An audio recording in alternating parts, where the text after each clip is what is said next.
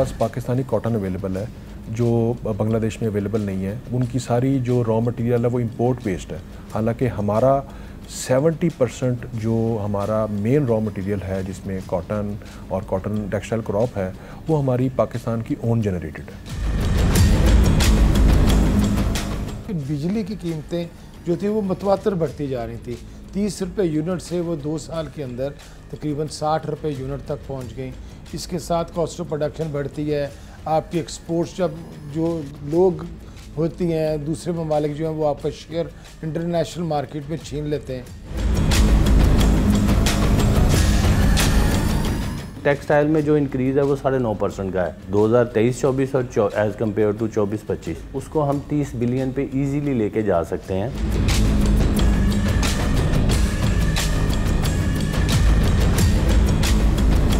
जब लोग हमारी तरफ देख रहे होते हैं आस लगाकर, उम्मीद लगाकर, और हम लोग खुद आगे से बाउंड होते हैं तो हम वहाँ पर बेबस हो जाते हैं।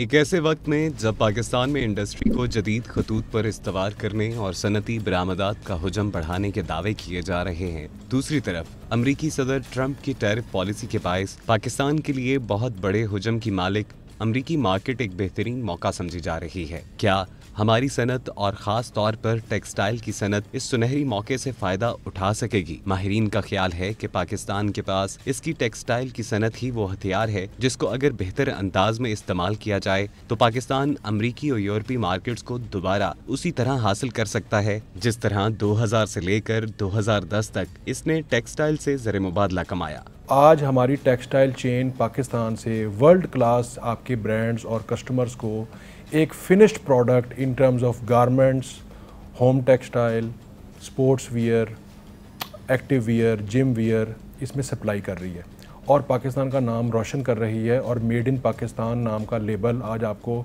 दुनिया की बेहतरीन मॉल्स, बेहतरीन शॉप्स के ऊपर मिलता है। तो ये हमारी मेहनत है। मोस्ट अपडेटेड सिचुएशन की अगर हम बात करें तो हमें एक बहुत बड़ा पोटेंशियल नज़र आ रहा है इन द यूएस मार्केट, क्योंकि यूएस के अंदर पाकिस्तान को लेके, पाकिस्तान की टेक्सटाइल्स को लेके एक पॉजिटिव सेंटीमेंट है और हम चाहते हैं कि हम इस पॉजिटिव सेंटीमेंट के ऊपर कैपिटलाइज़ करें। उसकी एक बहुत बड़ी वजह यह है कि Pakistan is the second largest cotton importer of US cotton. तो हमारी बहुत बड़ी बरामदाग जो है वो यूएस कॉटन की आती है, जिससे हमें बहुत फ़ायदा होता है और हम दोबारा उनको फिनिश प्रोडक्ट्स में कन्वर्ट करके यूएस को दोबारा री एक्सपोर्ट करते भी हैं और इस एक्सपोर्ट को बढ़ा सकते हैं। अगर हम अपनी गारमेंट्स में जाएं, निटवेयर में, तो हमारी जुलाई टू ऑनवर्ड पिछले साल के मुताबिक 23-24 और 24-25 के मुकाबले में अगर हम मार्च तक देखें तो हमारी निटवेयर की 17% इंक्रीज़ है।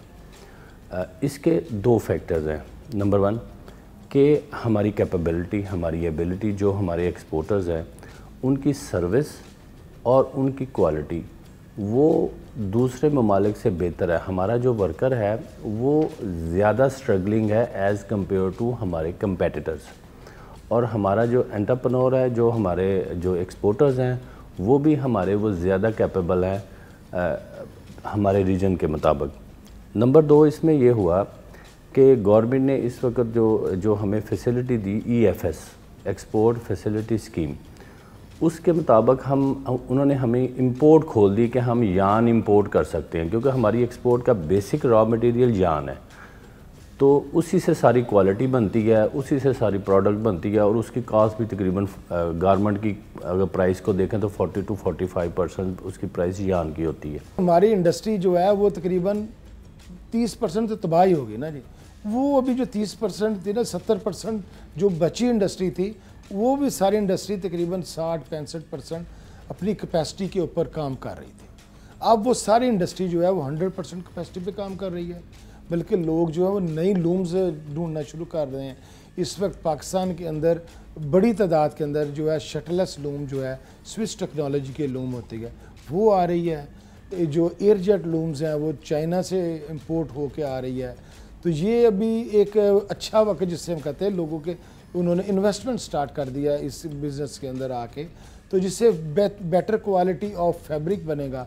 क्योंकि हमें अब बिजली की कीमतों में अगर कमी नज़र आ रही है या IPPs के साथ निगोशिएट किया है, अभी भी हम ये चाहते हैं कि सोलर के अंदर जो है एक तो हुकूमत फैसिलिटेट करे इसकी मीटरिंग के हवाले से, दूसरा जो है वो सॉफ्ट लोन्स जो हैं, बल्कि हमने तो हुकूमत से कहा था कि हमें ये मार्कअप के बगैर इंडस्ट्री को लोन्स दें सोलर के लिए, जिससे मैं समझता हूँ कि आप सोचें कि 6 माह के अंदर ये इंडस्ट्री जो है इसमें बेतहाशा इसका ग्राफ अप होगा और 1 लाख लोगों की कैपेसिटी मौजूद है इसके अंदर कि वो लोग 3 माह के अंदर इस मजदूर जो है इनको रोज़गार देंगे। तो ये एक बड़ा एक सर्कल होगा, मैं समझता हूँ जो पॉजिटिविटी की तरफ होगा। जब लोगों के अंदर रोज़गार जाता है, आप मजदूर फैक्ट्री के अंदर काम करने के लिए आता है, तो आप सोचें कि उसकी जो बैकअप उसकी फैमिलीज़ हैं वो उनके बच्चे स्कूल जाएंगे, उनकी माँ बाप की जो मेडिसिन हैं वो आसानी होगी, वर्कर के लिए आसानी होगी, तो फैक्ट्री के लिए अच्छा काम कर सकेगा। अगर हम पाकिस्तान टेक्सटाइल इंडस्ट्री की मौजूदा सूरत हाल का मवाजना गुज़िश्ता 1 दिहाई के हालात से करें तो एक मायूस कुन तस्वीर हमारे सामने उभरती है। हमारी टेक्सटाइल इंडस्ट्री पहले भी ऐसे उतार चढ़ाव देख चुकी है और मुख्तलिफ अदवार में जहां इसकी कारकर्दगी को मिसाल बनाकर पेश किया जाता है, वहां हमारे सामने ऐसी मिसालें भी हैं कि जब फैसलाबाद में टेक्सटाइल मशीनरी कबाड़खानों में बिक रही थी और ऐसा लग रहा था कि फैसलाबाद टेक्सटाइल मशीनरी का कब्रिस्तान बन जाएगा। हम इन्वेस्टिगेट्स की टीम ने टेक्सटाइल इंडस्ट्री के तिहाइयों पुराने मसाइल पर एक तहकीक की है। पाकिस्तान की टेक्सटाइल इंडस्ट्री जो एक जमाने में कुल मुल्की बरामदात का 60% तैयार करती थी, पिछले कई बरसों से इसकी पैदावार 30% तक गिर चुकी है। मुल्क में कपास की पैदावार 2024 में 10 मिलियन बेल्स थी। रवां बरस तवक्को की जा रही है कि 7 मिलियन बेल से भी कम होगी, क्योंकि कपास पैदा करने वाले इलाकों में तबाहकुन सैलाब के बाद फसल का एक बड़ा हिस्सा तबाह हो चुका है।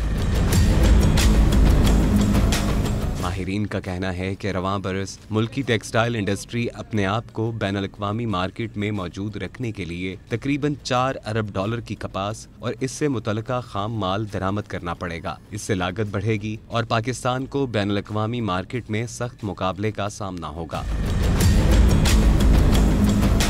खदशा है कि पाकिस्तान ज़र मुबादला के एक बड़े हिस्से से महरूम हो जाएगा। माजी में कई बार देखा गया है कि कभी इसको महंगी बिजली का वायरस लग जाता है और कभी यूरोपीय यूनियन GPS के जरिए पाकिस्तानी टेक्सटाइल का गला घोंट देती है। महंगी बिजली, GPS और दीगर कई मुश्किलात से अब हमारी टेक्सटाइल इंडस्ट्री किसी हद तक जान छुड़ा चुकी है, लेकिन फिर भी इस इंडस्ट्री के मसाइल को अभी तक पूरी तरह हल नहीं किया जा सका।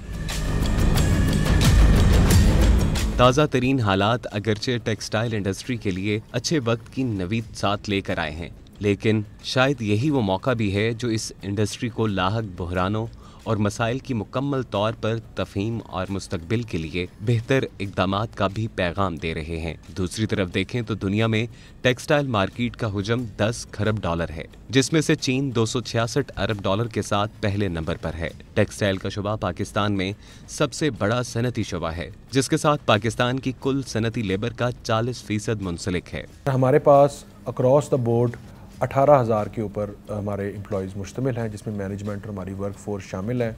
और ये 18,000 लोग हम अपनी फैमिली समझते हैं, क्योंकि ये 18,000 लोग नहीं हैं, ये 18,000 घर हैं, ये 18,000 चूल्हे हैं। और हमें बहुत हमारे दिल पे छुरियाँ चलती हैं जब हमें किसी भी वजह से ये अपनी वर्क फोर्स को रिड्यूस करना पड़ता है ड्यू टू लेस बिजनेस या इन्फ्लेशन की वजह से या किसी इसी काम की वजह से। फैसलाबाद पाकिस्तान में रीढ़ की हड्डी की हैसियत रखता है। अगर मेरे पास एम्प्लॉयज़ की तादाद 1000 है तो वो सिर्फ 1000 लोग नहीं है, वो 1000 घर हैं और हर घर में 5 लोग तो होते हैं, वो 5000 लोग हैं जो इस वक्त एक छोटे से यूनिट के साथ अटैच है। ठीक है, हमें प्रॉब्लम कब आता है जब टैक्सेस, बिजली के बिल, गैस के बिल्स और फिर भी उसकी रवानी भी मुतासर हो रही होती है और हम जो भी प्रोडक्ट बना रहे होते हैं LCs क्लोज हो जाती हैं, एक्सपोर्ट क्लोज हो जाती है, हमारे पास चीज़ें बाउंड हो जाती हैं, हम भी बाउंड हो जाते हैं, हर चीज़ रुक जाती है। हम लोगों पर नाम तो होते हैं कि जी हाँ जी यूनिट लगाए हुए हैं और इनकी इंडस्ट्री है ये वो।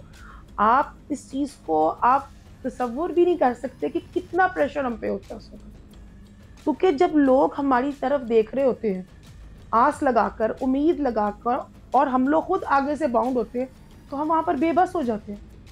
बेसिकली हम लोग इस वक्त बेबस हो चुके हुए हैं। एक बहुत ही लंबी हम लोगों ने तकलीफ़ का एक वक्त देखा इंडस्ट्री ने, ख़ास तौर पे जो पाकिस्तान की मैन्युफैक्चरिंग इंडस्ट्री थी इसने, और सारी इसमें टेक्सटाइल पूरी इंडस्ट्री हमारी और हमारे जो स्पोर्टिंग इंडस्ट्री थी, सभी ने एक बड़ा मुश्किल 2.5-3 साल जो है वो बहुत मुश्किल वक्त देखा। और उसकी एक बेसिक रीज़न ये थी कि बिजली की कीमतें जो थी वो मतवातर बढ़ती जा रही थी। 30 रुपये यूनिट से वो 2 साल के अंदर तकरीबन 60 रुपये यूनिट तक पहुंच गई।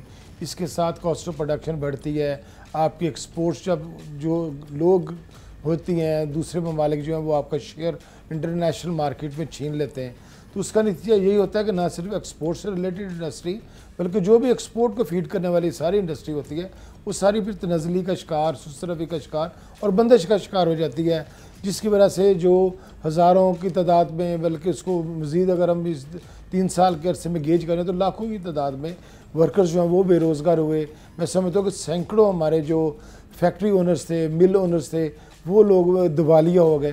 तो ये सारी चीज़ें हुई हैं, और ये चीज़ें अगर थोड़ा सा इन्होंने पलटा लगाना शुरू हुआ है तो 2024 का जो लेटर पोर्शन था, जो हम कह लें कि सितंबर अक्टूबर से शुरू हुआ है, उसके अंदर ये बड़ी बदतरीज और एक स्लो मूविंग एक थी कि इसने आके बेहतरी की तरफ सूरत आई, तो जो इंडस्ट्री थी वो बेहतर होना शुरू हुई है। देखने में ये लफ्ज़ बहुत अच्छा है कि 17% इंक्रीज़ है, लेकिन अगर हम देखें कि अवेलेबिलिटी कितनी है, स्कोप कितना है, तो वो 50% एट लीस्ट है कि हमें 50% बढ़ानी चाहिए।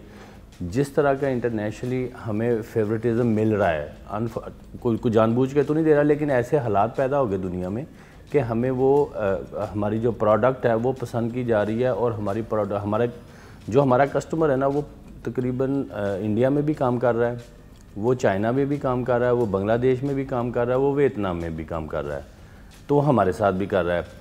अब अगर हमें कोई 1 लाख पीस का ऑर्डर देता है तो उसकी ख्वाहिश है कि हम उसको 2 लाख पे लेके जाएं, वो हमें इस पे पुश करता है। लेकिन उसमें हर्डल जो आती हैं वो हमारी जो हम रीजन में एक्सपेंसिव हैं due to energy, due to taxes, उसकी वजह से हम वो प्राइस मीट नहीं कर पाते। अगर हमें गवर्नमेंट जो हमारी गवर्नमेंट है वो लेवल प्लेइंग फील्ड दे दे, तो हम इस इंक्रीज़ को 17% की बजाय 50% पे ले जा सकते हैं। वो हमारी प्राइसेस है वो कंट्रोल हो जाएंगी, हमारी क्वालिटी इंपोर्टेड यार्न की वजह से बहुत बेहतर हो गई है। अब कस्टमर हमारी क्वालिटी और हमारी सर्विस से हैप्पी है, और उनके पास ऑर्डर्स हैं जो वो हमें देना चाहते हैं। अगर हम पाकिस्तान में टेक्सटाइल इंडस्ट्री की तारीख और पाकिस्तानी टेक्सटाइल मसनूआत को देखें तो एक ऐसा नक्शा हमारे सामने उभरता है जिसके खदोखाल इस इंडस्ट्री, इससे जुड़े हुए दीगर शोबों और ख़ास तौर पर मुल्की मईशत में इसके असरात को बखूबी जान सकते हैं। पहला दौर जिसका आगाज़ 1950 से होता है और ये 1970 तक चलता है। तकसीम के वक्त पाकिस्तान के हिस्से में आने वाले रकबे में कपास की शानदार फसल पैदा करने वाली अराजी, मुआवन मौसम, बेहतरीन नहरी निज़ाम और आपाशी के लिए मिसाली हालात थे। इस दौरान पाकिस्तान ने कॉटन की पैदावार को न सिर्फ बढ़ाया बल्कि ये वो वक्त था जब पाकिस्तान पूरी दुनिया में रिफाइंड कॉटन पैदा करने वाला सबसे पहला मुल्क था। इन 20 बरसों में पाकिस्तान की टेक्सटाइल सनत मुल्की मईशत का एक मरकजी शुबा बन गई। वसी अराजी की वजह से कपास की काश्त और नई टेक्सटाइल मिलों के बन जाने से फैसलाबाद, लाहौर, कराची और दूसरे शहरों में कपड़ा बाकी के शोबों ने ज़बरदस्त तरक्की की। 1960 की दिहाई में हुकूमत की सनती पॉलिसी के बायस सहूलती कर्जाजात, मशीनरी की दरामद की हौसला अफजाई जैसे इकदामात ने टेक्सटाइल की सनत को बहुत ज़्यादा फ़रोग़ दिया। पंजाब और सिंध में खास तौर पर कपास की काश्त को बढ़ाया गया। इस दौरान पाकिस्तानी टेक्सटाइल की मसनूआत के लिए यूरोपीय और ख़ास तौर पर बरतानवी मंडियां सबसे बड़ा सहारा थीं, जहां पाकिस्तानी मसनूआत को हाथों हाथ लिया जाता। पाकिस्तानी टेक्सटाइल इंडस्ट्री के फैलाव, तरक्की और दूसरी आलमी मंडियों तक रसाई का अगला और दूसरा दौर 1980 से 1990 का दौरानिया है। 1990 की दिहाई तक पहुंचते पहुंचते पाकिस्तानी टेक्सटाइल इंडस्ट्री मुल्क की मैशत की रीढ़ की हड्डी बन चुकी थी। इस शोबे ने न सिर्फ ज़र मुबादला कमाया बल्कि रोजगार और मजमूई सनती तरक्की में भी मरकजी किरदार अदा किया। 1990 तक पाकिस्तानी टेक्सटाइल यूरोप, अमेरिका और मशरिक़ वस्ता में अपनी मंडियां पूरी तरह कायम कर चुकी थी और ये वो दौर था जब ये दावा किया जाता था कि पाकिस्तान की कुल बरामदात का 50 से 60% हिस्सा मुल्क की टेक्सटाइल इंडस्ट्री पैदा करती है। पाकिस्तान ने पिछले 4 डेकेड्स में अपनी टेक्सटाइल वैल्यू चेन जो है वो एक वर्ल्ड क्लास लेवल के ऊपर डेवलप की है। 1980s में यहाँ पे रॉ मटेरियल की इंडस्ट्री लगी जिसमें स्पिनिंग और धागा बनाया जाता था। 90s में यहाँ पे फैब्रिक को प्रोसेस करना शुरू किया गया जिसमें उसको डाई और प्रिंट किया जाता था और अर्ली 2000s में और मिड 2000s में यहाँ पे एक बहुत अच्छी इन्वेस्टमेंट हुई into the value added textile sector. अगर हम इन लास्ट 4 डेकेड्स की मेहनत की बात करें तो आज हमारी टेक्सटाइल चेन पाकिस्तान से वर्ल्ड क्लास आपके ब्रांड्स और कस्टमर्स को एक finished product in terms of garments, home textile, sports wear, active wear, gym wear इसमें सप्लाई कर रही है। इसी दौर में टेक्सटाइल इंडस्ट्री में जदीद तरीन मशीनरी की दरामद का एक बड़ा सिलसिला शुरू हुआ और बड़े स्पिनिंग और वेविंग यूनिट्स दरामद हुए। साथ ही पावर लूम सेक्टर में भी तेजी आई और फैसलाबाद, मुल्तान और कराची में बड़ी इंडस्ट्री की तनसीब हुई। ये दौर टेक्सटाइल के शोबे में तरक्की और इस्तेहकाम का दौर था। हालांकि दूसरी तरफ खित्ते में मुकाबला बढ़ रहा था और भारत समेत बांग्लादेश भी अपनी टेक्सटाइल इंडस्ट्री को मुकाबले के लिए तैयार कर चुके थे। इसी दौर में पाकिस्तानी सनत को तवानाई के बड़े बहरान का सामना भी शुरू हुआ और नए चैलेंजेस सामने आना शुरू हुए। अगर हम बांग्लादेश को देखते हैं तो वो अपने एक्सपोर्टर्स को 9 सेंट में बिजली दे रहे हैं। अगर हम इंडिया को देखें तो वो 7.5 सेंट पे बिजली दे रहे हैं और ये 2 बेसिक हमारे कंपेटिटर्स हैं। हमें भी 9 सेंट पे ही बिजली मिल रही थी, लेकिन अब उसके बाद कोई IMF की कोई प्रॉब्लम्स आई, कुछ हमारे क्राइसिस बढ़े तो हमें वो 22 सेंट 23 सेंट पे जाके बिजली मिलनी शुरू हुई। फिर नवंबर दिसंबर में प्राइम मिनिस्टर साहब ने एक थोड़ा सा हमें दिया बेनिफिट दिया, वो फिर हम 19 सेंट पे आ गए। अब अभी फिर उन्होंने 3 माह के लिए इंसेंटिव दिया है, हम तकरीबन 15.5 सेंट पे हैं जो कि अभी भी एक्सपेंसिव है। तो इसको हमें 9 सेंट पे करना पड़ेगा। जब कॉस्ट ऑफ प्रोडक्शन बढ़ती है ना तो वो सारे ही सेक्टर्स को, क्योंकि सब एक दूसरे से इंटर रिलेटेड है। स्पिनिंग जो है वो मुतासर हुई। पाकिस्तान में तकरीबन 120-25 स्पिनिंग मिलें जो है वो बंद हो गई। उनका कंज्यूमर हम लोग पावर लूम्स वाले थे। पावर लूम्स जो थी ये तकरीबन 1.5 साल के अंदर 60,000 पावर लूम्स जो है वो स्क्रैप के अंदर चली गई। तकरीबन इतनी ही लूम जो थी पूरे पाकिस्तान के अंदर, वो उसने अपनी जो वर्किंग कैपेसिटी थी वो उन्होंने 60% के ऊपर उन्होंने अपनी एफिशिएंसी को लेकर आए, अपने वर्किंग आवर कम कर लिए।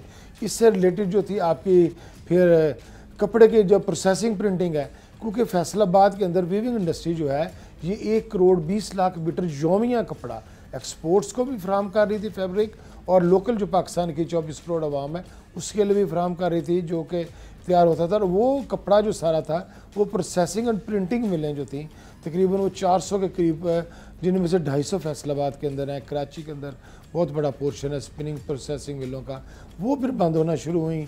उसकी वजह से एक बेरोज़गारी का जो है मैं समझता हूँ वो सैलाब आया। फिर उसके अंदर जो हमारे सर्विस प्रोवाइडर्स थे, जिस तरह हम एक्सपोर्टर्स के लिए फैब्रिक मुहैया करके सर्विस प्रोवाइडर्स होते हैं, फिर हमारी केमिकल सप्लाई करने वाले सप्लाई चेन जो थी, ये सब लोग जो है वो आहिस्ता आहिस्ता पेमेंट्स ना होने की वजह से ये दिवालियापन की तरफ चले गए। तवानाई के बढ़ते हुए बहरान ने इस दौरान कई सनतकारों को पाकिस्तान से शिफ्ट हो जाने पर मजबूर कर दिया और इंडस्ट्री का एक हिस्सा बांग्लादेश शिफ्ट हो गया। ये एक बहरानी कैफियत थी और टेक्सटाइल की सनत से मुंसलिक लोग ऐसा सोच रहे थे। हमजा मुख्तार बताते हैं कि ये तजर्बा कामयाब ना हुआ क्योंकि बहुत बड़ी मिकदार में ऐसा नहीं हुआ था जिन लोगों ने बांग्लादेश शिफ्टिंग की हो। ये there were a bunch of examples, जो बहुत थोड़ी 2-3 एग्जांपल्स हैं जिन्होंने ऐसा किया, और उसमें से मेरा ख्याल है एक आधी कामयाब हुई है और बाकी सब नाकाम थी। क्योंकि बांग्लादेश में लैंड का बड़ा इशू है, वहाँ पे अब ज़मीन अवेलेबल नहीं है। वहाँ पे majority of the land which is available उसमें साल में 6 महीने सैलाब आ जाता है और वहाँ पे वो नीची ज़मीन है तो वहाँ पानी आ जाता है, which is not suitable for the industry. और फिर जो स्किल हमारे पास अवेलेबल है, और मोस्ट इम्पॉर्टेंटली सर हमारे पास पाकिस्तानी कॉटन अवेलेबल है जो बांग्लादेश में अवेलेबल नहीं है। उनकी सारी जो रॉ मटेरियल है वो इंपोर्ट बेस्ड है, हालांकि हमारा 70% जो हमारा मेन रॉ मटेरियल है जिसमें कॉटन और कॉटन टेक्सटाइल क्रॉप है वो हमारी पाकिस्तान की ओन जनरेटेड है। और फिर जो इंफ्रास्ट्रक्चर हमारे पास पाकिस्तान में अवेलेबल है, बिलीव यू मी, ये वर्ल्ड क्लास है। और हमारे पास जब लोग बाहर से आते हैं तो वो यकीनन हमारे सेटअप्स और हमारी इन्वेस्टमेंट्स देख के एक दफ़ा हैरान ज़रूर होते हैं। इसके बाद इस इंडस्ट्री के हवाले से अहम तरीन दौर 2000 से 2020 तक का है, जिसमें उतार चढ़ाव के कई मराहिल आए और इस सनत को जहां तरक्की भी मिली वहां बहरानों का भी सामना रहा। अगर तो पाकिस्तान इस क्रिटिकल पीरियड में of next 6 months to 1 year अगर परफॉर्म कर जाएगा और जो मार्केट में जितना काम है उसको लेने में कामयाब हो जाएगा, तो हमारी जो इकोनॉमिक ग्रोथ की सीढ़ी है वो ऐसे चलेगी। तो टेक्सटाइल में जो इंक्रीज़ है वो 9.5% का है 2023-24 और एज़ कम्पेयर टू 24-25, तो उसको भी बढ़ाया जा सकता है। वो तकरीबन 16.5 बिलियन थी लास्ट ईयर, उसको हम 30 बिलियन पे इजीली लेके जा सकते हैं।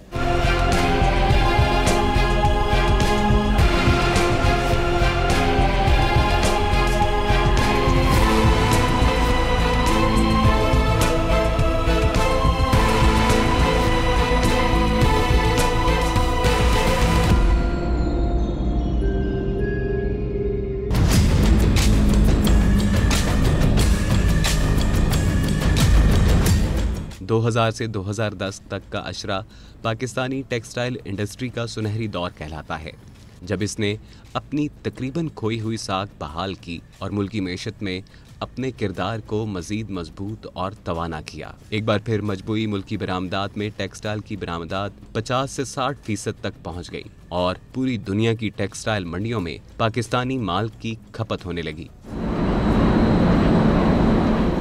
पाकिस्तान दुनिया को कपड़ा, गारमेंट्स, यान, बेडशीट्स और तौलिए वगैरह बरामद करने लगा। इसके साथ साथ पाकिस्तान ने डेनिम जीन्स, होम टेक्सटाइल और वैल्यू एडेड मसनूआत में जगह बनाई। 2007 में ही मुल्क में तवानाई का बहरान शुरू हो चुका था, जिसके असरात टेक्सटाइल इंडस्ट्री पर भी नजर आने लगे थे। इसके साथ साथ भारत, चीन और बांग्लादेश ने भी कम लागत प्रोडक्शन शुरू कर दी थी। शायद यही वो वजह थी कि क्वालिटी और जदीद टेक्नोलॉजी में कमी के बायस पाकिस्तानी टेक्सटाइल की तरक्की की रफ्तार भी मांद पड़ने लगी।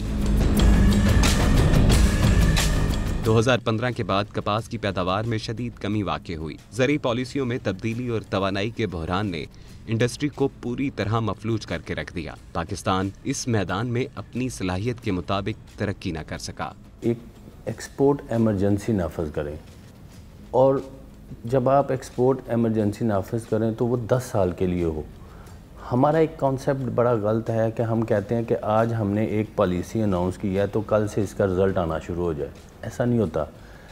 एक्सपोर्ट जो एक ऐसी चीज़ है कि आज से आप इस पर वर्क करेंगे तो 2-3 साल बाद उसका इम्पैक्ट, उसका रिज़ल्ट आना शुरू होगा।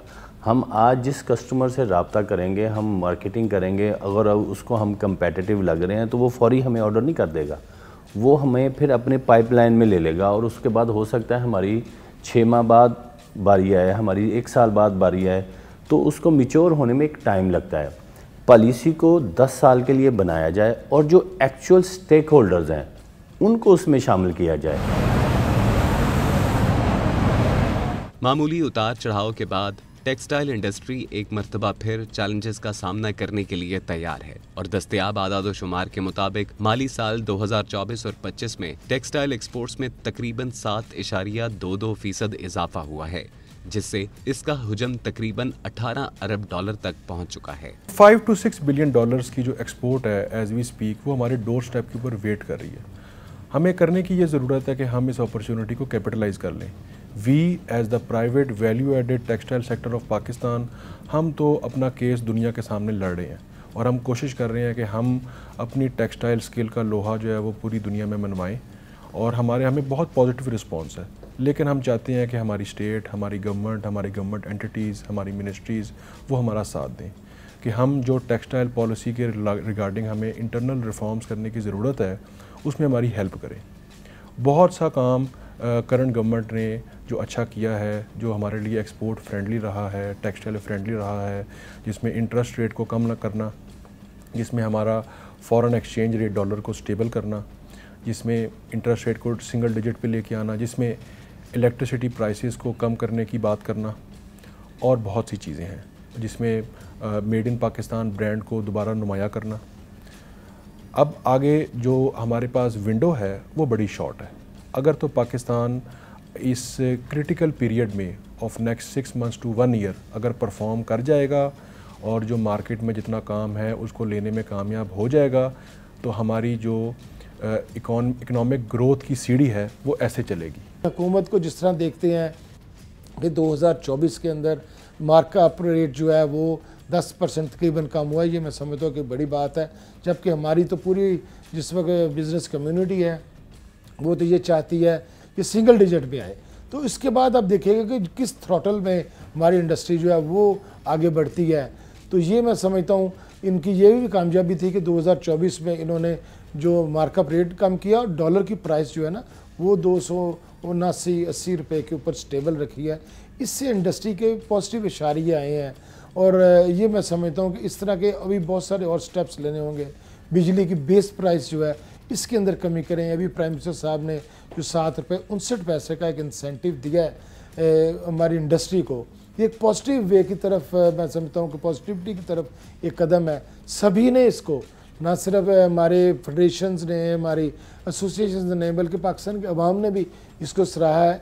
लेकिन अभी हमें IMF की जो डिक्टेशन है तो इसमें हुकूमतों का, हमारे जो लेजिस्लेटर्स हैं, गवर्नमेंट है, इसको इस चुंगल से बाहर निकाल के हमारे इकॉनमी को लेकर आना होगा। फिर इसके बाद हम समझेंगे कि हम किसी बेहतर जो है सिमत की तरफ जा रहे हैं। हम समझते हैं कि ना सिर्फ हमारी नेटवेयर की, इवन पूरे टेक्सटाइल की, क्योंकि टेक्सटाइल में जो इंक्रीज़ है वो 9.5% का है 2023-24 और एज़ कम्पेयर टू 24-25, तो उसको भी बढ़ाया जा सकता है। वो तकरीबन 16.5 बिलियन थी लास्ट ईयर, उसको हम 30 बिलियन पे इजीली लेके जा सकते हैं अगर हम अपने रीजन के अकॉर्डिंग कंपेटिटिव हो जाएं। मैं शुक्रगुजार भी हूँ हुकूमत पाकिस्तान का, प्राइम मिनिस्टर ऑफ पाकिस्तान का, आर्मी चीफ का और उन तमाम लोगों का जो इस शामिल रहे, जिन्होंने कोशिश करके ये 7 रुपये तकरीबन 7.5 रुपये की कमी आई।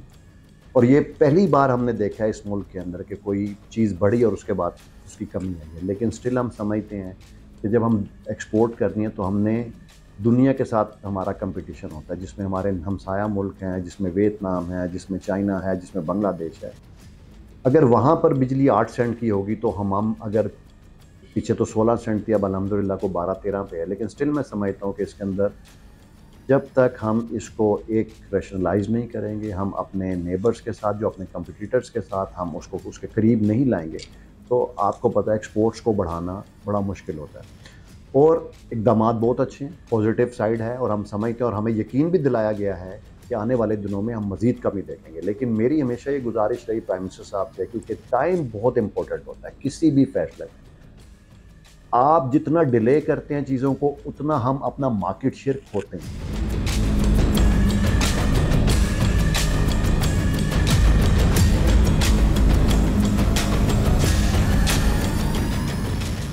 वुमेन एम्पावरमेंट के ऊपर हमारा बड़ा फोकस है और हमारी कोशिश होती है कि हमारी मैक्सिमम से मैक्सिमम परसेंटेज जो है ख़ास तौर पे स्टिचिंग ऑपरेटर्स की, वो फीमेल पे मुश्तमिल हो, उनके रिज़ल्ट्स भी ज़्यादा अच्छे होते हैं। ये हमारे पास क्वेश्चन था, हमारे पास कैपेसिटी थी, हम इसको 30% तक बढ़ा सकते थे, लेकिन due to high bank markets, due to high energy cost, हमने सिर्फ शेयर हासिल कर सके 10 या 12% का। तो अगर हम वो 20% का शेयर हासिल कर सकते तो आप बिलीव करें कि हम $6 बिलियन की एक्सपोर्ट्स को बढ़ा सकते थे।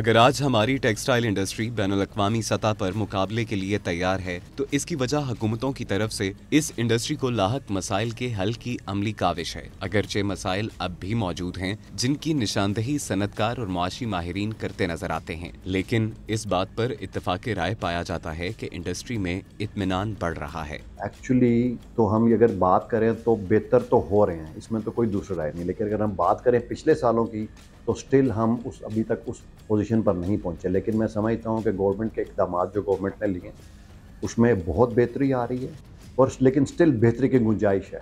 और आने वाले दिनों में अगर जिस तरह हम बार बार रिक्वेस्ट भी कर रहे हैं हुकूमत पाकिस्तान से कि जब तक आप बिजली के रेट फर्दर नहीं घटाएंगे, जब तक आप बैंक मार्कअप्स को सिंगल डिजिट पे नहीं लाएंगे, तब तक शायद हम वो रिज़ल्ट हासिल ना कर सकें जिसकी हम एक तवक्को करते हैं। वक्त जब बदलने लगता है, हुकूमतों ने थोड़ा सा इसके अंदर फोकस करना शुरू किया, जिसमें बहुत बड़ा मैं समझता हूँ क्रेडिट हमें देना चाहिए पाकिस्तान आर्मी को भी कि इन्होंने मुल्क के जो अमन व अमान की सूरत हाल थी उसको बेहतर करना शुरू किया। आज आप देखें कि फैसलाबाद की जो फिडवे के जहाँ पे पूरे पाकिस्तान की सबसे बड़ी इंडस्ट्रियल स्टेट है, वहाँ पे चाइनीज़ काम कर रहे हैं, वहाँ पे टर्किश फैक्ट्रीज लगी हुई हैं, वहाँ पे ना सिर्फ टेक्सटाइल वर्क के मोबाइल्स हमारे बन रहे हैं, वहाँ पे ऑटोमोबाइल्स बन रही हैं। तो एक बड़ा उसमें वर्सटाइल हमारी इंडस्ट्री चली है। उसके रिजल्ट्स ये आना शुरू हुए कि हमारी इकॉनमी के अशारिये बेहतर हुए। पाकिस्तान के अंदर इन्वेस्टमेंट नहीं आना अगर शुरू नहीं हुई तो कम से कम लोगों ने इसको सोचना शुरू कर दिया कि इसके अंदर हमें इन्वेस्टमेंट करनी चाहिए। और आज मैं आपको ये भी बताऊं कि हमारी जो पावरलूम इंडस्ट्री थी जिससे मुंसलिक हैं, ये 2.5 लाख लूम थी पाकिस्तान के अंदर, जो कि कम होते होते 2.25 लाख लूम रह गई थी। तो आज 3 साल के बाद इस इंडस्ट्री के सारी इंडस्ट्री तकरीबन जो मौजूद है वो चलना शुरू हुई है। और 3 साल के बाद जो हमें फाउंड्रीज जहाँ पे हमारी लूम्स बनती थी, स्पेयर पार्ट्स बनते थे, वो फैक्ट्रियाँ चलना शुरू हो गई हैं। और हमारे लोगों ने अपग्रेडेशन ऑफ टेक्नोलॉजी के लिए जो था वो अब शटरलेस लूम्स के ऊपर, एयरजेट लूम्स के ऊपर अपने आप को शिफ्ट करना शुरू कर दिया है। जब हम किसी चीज़ का दावा करते हैं तो उसके पीछे एक पॉलिसीज़ होती हैं। हम ये कहते हैं कि अगर हम कहते हैं कि हमने एक्सपोर्ट बढ़ाई है तो उसके लिए हमें देखना पड़ेगा कि हमने पॉलिसी क्या बनाई, उसमें हमारा किरदार क्या है, हमने क्या पॉलिसी बनाई कि वो हमारी एक्सपोर्ट बढ़ी। क्या हम रीजन में कंपेटिटिव हैं? उसका जवाब है नहीं। क्या हम रीजन में जितने भी हमारे कंपेटिटर हैं उनसे हम बेहतर प्रोडक्ट या उनसे हम कोई डिफरेंट प्रोडक्ट प्रोड्यूस कर रहे हैं? उसका जवाब है कि नहीं। तो फिर हमने ये कैसे एक्सपोर्ट बढ़ गई? जब गवर्नमेंट ने इंपोर्ट की हमें इजाज़त दी यान की, तो उससे ये हुआ कि जो प्रोडक्ट हम अपने यान से, हम लोकल यान से नहीं बना पाते थे, जो क्वालिटी हम अपने लोकल यान से नहीं बना पाते थे, उससे वो बननी शुरू होगी। जो हमारे कस्टमर बड़ा इस पे हैप्पी हुआ, हमारी क्वालिटी मज़ीद बेहतर हुई। और मज़ीद बेहतर से मेरा था कि इंटरनेशनल स्टैंडर्ड्स के मुताबिक होगी जो हमारे कंपेटिटर्स बना रहे थे। उससे हमारी जो एक्सपोर्ट है उसको काफ़ी अच्छा बूस्ट मिला। पाकिस्तानी टेक्सटाइल इंडस्ट्री तेजी के साथ अपने आप को जदीद तकाज़ों से हम आहंग बना रही है और आलमी मार्केट में मौजूद मौक़े को हासिल करने के लिए अपनी प्रोडक्ट्स को न सिर्फ बेहतर बना रही है बल्कि लेबर के लिए सहूलत और वर्किंग कंडीशन को भी बेहतर बना रही है। वुमेन एम्पावरमेंट के ऊपर हमारा बड़ा फोकस है और हमारी कोशिश होती है कि हमारी मैक्सिमम से मैक्सिमम परसेंटेज जो है ख़ास तौर पे स्टिचिंग ऑपरेटर्स की वो फ़ीमेल पे मुश्तमिल हो। उनके रिज़ल्ट्स भी ज़्यादा अच्छे होते हैं, वो ज़्यादा डेडिकेशन से काम करती है। लेकिन हम ये एक कंपनी बन के ये काम नहीं कर सकते, सिर्फ एक कंपनी। हम अपनी एफ़र्ट तो कर रहे हैं लेकिन हमारी एफ़र्ट जो है वो बालों में एक जो है ना ज़र्रे के बराबर है। लेकिन अगर तो गवर्नमेंट स्किल डेवलपमेंट के ऊपर फोकस करे और हर मेजर इंडस्ट्रियल एरिया के अंदर एक स्किल डेवलपमेंट इंस्टीट्यूट हो जो कि ख़ास तौर पे सिर्फ हमारी वैल्यू एडेड टेक्सटाइल और अदर मेजर इंडस्ट्रीज़ के लिए स्किल ट्रेनिंग दे और ये स्किल्ड वर्कफोर्स हमारे स्पैन में ऐड हो, तो इससे हमें बहुत फ़ायदा होगा। क्योंकि एक बहुत बड़ा फुकदान जो मैं आज देखता हूँ कि हमारी जितनी भी पाकिस्तान में यूनिवर्सिटीज़ हैं वो जो ट्रेनिंग या जो एजुकेशन प्रोवाइड कर रही हैं वो हमारे आज के दौर के हिसाब से, हमारी इंडस्ट्री की रिक्वायरमेंट के हिसाब से बिल्कुल सूटेबल भी नहीं है। एक छोटी सी मिसाल आपको देना चाहूँगा कि फ़ैशन डिज़ाइनिंग का एक बहुत बड़ा फुकदान है हमारी इंडस्ट्री में, क्योंकि आज भी कि जो हमारे फैशन डिज़ाइनर्स को हमारी यूनिवर्सिटीज़ ट्रेनिंग देती हैं डिज़ाइनिंग की, वो मिसाल दूंगा, वो इंग्लिश बॉल गाउन बनाने पे देती है। हालांकि हमारी जो रिक्वायरमेंट है वो लोकल की शलवार कमीज़ कुर्ता है, या हमने एक्सपोर्ट करना है तो वो गारमेंट्स हैं, वो जीन्स हैं, वो टी शर्ट्स हैं, तो उनकी ट्रेनिंग ही उनको नहीं दी जाती। और हमें स्क्रैच से, जितने भी फैशन डिज़ाइनर्स हमारे पास आते हैं, हमें उनको स्क्रैच से अपनी सारी ट्रेनिंग खुद देनी पड़ती है दोबारा, ताकि वो काम कर सकें। तो कम्युनिकेशन स्किल्स, फैशन डिज़ाइनिंग, आज एआई का दौर है, टेक्नोलॉजी का दौर है, इंडस्ट्रियल एक्सीलेंस, मैन्युफैक्चरिंग एक्सीलेंस, इसके ऊपर स्किल्स के इदारे बनाए जाएं तो वो हमारे इन कंपनीज़ को बहुत आगे ले जाएंगे। तेजी के साथ तब्दील होते हुए आलमी हालात में जहां टेक्सटाइल इंडस्ट्री के लिए अच्छी खबरें आ रही हैं, वहां पाकिस्तान की मईशत भी इस्तेहकाम की जानिब बढ़ रही है और मुआशी इशारिये बेहतरी की नवीद सुना रहे हैं। खास तौर पर पाकिस्तानी टेक्सटाइल के लिए अमरीकी और यूरोपियन मार्केट्स के दरवाजे खुल रहे हैं और सदर ट्रंप की तरफ से चीन और भारत पर टैरिफ बढ़ाने जैसे इकदामात से हमारी मसनूआत के लिए इम्कानात बढ़ रहे हैं। अमेरिका ने सैंक्शंस लगाई हैं या टैरिफ के अंदर रद्द-बदल किया है, उसमें पाकिस्तान के पास अगर हम पॉजिटिवली देखें तो मौका है पाकिस्तान के पास कि पाकिस्तान जो है वो आगे एक्सेल कर सकता है दुनिया के अंदर। अपना शेयर जो चाइना के सैंक्शंस या उसका टैरिफ रेट बढ़ा है हमारे मुकाबले में, बांग्लादेश का टैरिफ रेट ज़्यादा बढ़ा है, इंडिया का टैरिफ रेट हमारे मुकाबले में बढ़ा है, तो हमें वो मार्केट कैप्चर करने के लिए इस वक्त मौका है। जिस तरह कुछ साल पहले, अभी कुछ देर पहले, जब 1 साल पहले बांग्लादेश के अंदर उनका पॉलिटिकल टर्मोइल था, तो उस वक्त हमारे पास एक मौका था। अगर उस वक्त भी गवर्नमेंट थोड़ा सा और फोकस करती तो हमारी अपैरल इंडस्ट्री जो है वो बहुत बेहतर परफॉर्म करके दुनिया में अपना शेयर में इजाफा कर सकती थी। हमारे सामने बहुत सारी मिसालें, बांग्लादेश की मिसाल है, वियतनाम की मिसाल है, जिन्होंने 3 साल के अरसे में अपनी जो एक्सपोर्ट्स हैं वो डबल की हैं। तो पाकिस्तान में पोटेंशियल की कमी नहीं है, हमारे पास state of the art machineries लगी हुई हैं, हमारे वर्कर्स जो हैं उनकी वर्किंग कैपेसिटी, कैपेबिलिटी जो है वो बेहतरीन है, स्किलफुल हमारे पास लेबर मौजूद है, हमारे पास लोगों में काम करने का बहुत सारा एक पॉजिटिव जरिया, लेकिन इसको नर्चरिंग इसकी करनी, इसकी आबियारी करनी, ये तो हुकूमतों का काम है। पीछे बांग्लादेश का टर्मोइल आया, आज हम देख रहे हैं हमारी गारमेंट की एक्सपोर्ट तकरीबन 13% के करीब बढ़ी, लेकिन ओवरऑल 9% के करीब बढ़ी। ये हमारे पास कुशन था, हमारे पास कैपेसिटी थी, हम इसको 30% तक बढ़ा सकते थे, लेकिन due to high bank markets, due to high energy cost, हमने सिर्फ शेयर हासिल कर सके 10 या 12% का। तो अगर हम वो 20% का शेयर हासिल कर सकते तो आप बिलीव करें कि हम $6 बिलियन की एक्सपोर्ट्स को बढ़ा सकते थे, जो कि हमने एक चांस मिस किया। अब भी टाइम है, मैं हमेशा कहता हूँ ऑप्टिमिस्टिक रहना चाहिए, टाइम है, लेकिन जो भी डिसीजंस करने हैं हमारी हुकूमत पाकिस्तान से, वज़ीर पाकिस्तान से दरख्वास्त है, ख़ास तौर पे आर्मी चीफ साहब बहुत ज़्यादा इंटरेस्ट ले रहे हैं, उन्होंने पूरी इकनॉमिक टीम इसके ऊपर वर्क कर रही है कि हम अपनी एक्सपोर्ट्स को कैसे बढ़ाएं, और ये बहुत खुशाइंदा मैं समझता हूँ। और आने वाले दिनों में अगर जितनी जल्दी इसको ये डिसीजन ले लेंगे एनर्जी कॉस्ट के ऊपर स्पेशली, और उसके साथ साथ बैंक पॉलिसी रेट जो है उसको सिंगल डिजिट पे लेंगे, तो मैं समझता हूँ कि पाकिस्तान की ना सिर्फ इकोनॉमी को, पाकिस्तान की इंडस्ट्री को, और उसके साथ साथ पाकिस्तान की एक्सपोर्ट्स को, देखिए किसी भी मुल्क की जो लाइफ लाइन हो एक में से एक्सपोर्ट्स हैं, इम्पोर्ट्स कब कर देना ये हल नहीं है।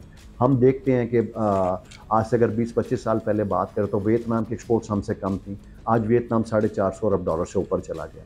हिंदुस्तान, हम अगर 8 से 10 की करते थे, हिंदुस्तान 20-30 बिलियन की करता है, हिंदुस्तान आज $800 अरब पे चला गया। तो ये हमें देखना है कि हमारे यहाँ कहाँ पर हमने ये गलतियाँ की, उन गलतियों को भी दुरुस्त करना, इस मुल्क की एक्सपोर्ट्स को बढ़ाना है। मुझे 6 साल हो गए हैं कि मैं इस काम में आया। मैं ड्यूरिंग कोविड टाइम जो है वो मैंने अपना फैमिली बिजनेस ज्वाइन किया था, और सिंस देन मुझे अपने बड़ों की ट्रेनिंग भी थी, एल्डर्स की बहुत सपोर्ट थी, उन्होंने इतना बड़ा एम्पायर जो है वो खड़ा किया, लेकिन मैंने इसमें टेक्नोलॉजी ऐड की।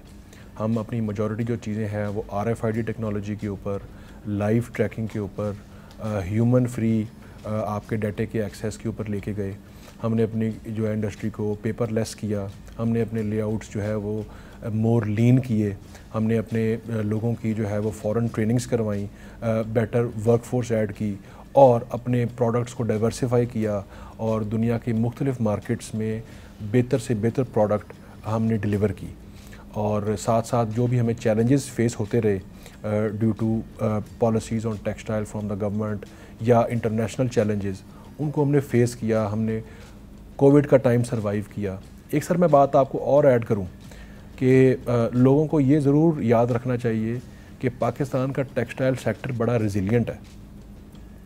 इसने हर किस्म के अप्स एंड डाउन्स देखे हैं इन द लास्ट 4 डेकेड्स। हमने कोटे का टाइम देखा, हमने लोड शेडिंग देखी, हमने सिक्योरिटी का इशू देखा, फिर हमने कोविड देखा, फिर हमने 2008 का फाइनेंशियल क्राइसिस देखा, आज फिर हमने एनर्जी का क्राइसिस, 23% का डबल डिजिट इंटरेस्ट रेट देखा, करेंसी की फ्लक्चुएशन देखी। उसके बाद भी हम फिर भी अपने काम पे लगे हुए हैं, पाकिस्तान का लोहा मनवा रहे हैं और अपने आप को बेहतर से बेहतर एफिशिएंट कर रहे हैं।